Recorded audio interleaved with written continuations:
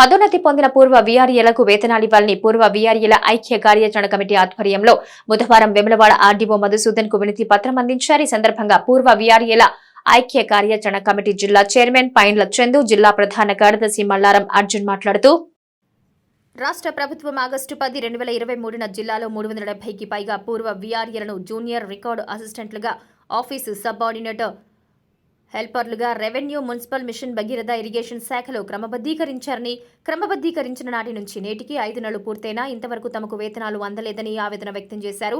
వేతనాలు లేక కుటుంబ పోషణ కష్టంగా మారిందని వాపోయారు. ఇంటి అద్దెలు, పిల్లల స్కూల్ ఫీజులు, ఇంటి నుంచి వివిధ ప్రాంతాలకు, ఆఫీసులకు వెళ్లేటప్పుడు ఛార్జీలు ఇవన్నీ కూడా వేతనాలు లేకపోవడం వలన అప్పులు చేసుకుని ముందుకు వెళుతున్నామని, తీవ్రమైన మానసిక క్షోభను అనుభవిస్తున్నామని బాధను వ్యక్తపరిచారు. తమ సమస్యలను ఆర్డీఓ ప్రభుత్వం దృష్టికి తీసుకువెళ్లి పరిష్కరించాలని విన్నవించారు.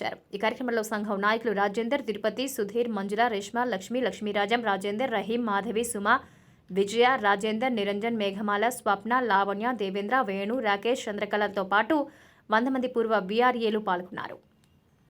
మరి రాష్ట్ర ప్రభుత్వం గత 5 మాసాల కిందట జియో నంబర్ 81 ద్వారా రాష్ట్రంలో 20,000 మంది వీఆర్ఏలను మరి 4 రకాల డిపార్ట్మెంట్లలో పదోన్నతి చేయడం జరిగింది. ఆ సందర్భంగా మేమందరం కూడా మా వీఆర్ఏల జీవితాల్లో వెలుగులు నిండాయని, మా జీవితాలు బాగుపడతాయని అందరూ మేము ఆశించాం.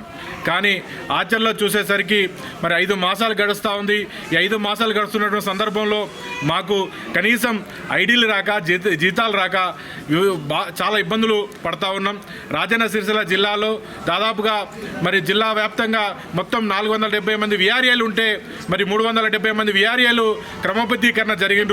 జూనియర్ అసిస్టెంట్లుగా, రికార్డ్ అసిస్టెంట్లుగా, ఆఫీస్ అపార్టెంట్లుగా, హెల్పర్లుగా, అదేవిధంగా లష్కర్లుగా 4 డిపార్ట్మెంట్లలో మరి సర్దుబాటు అయినప్పటి సందర్భంలో మరి ఇప్పటికి కూడా 5 నెలలు కావస్తూ ఉంది.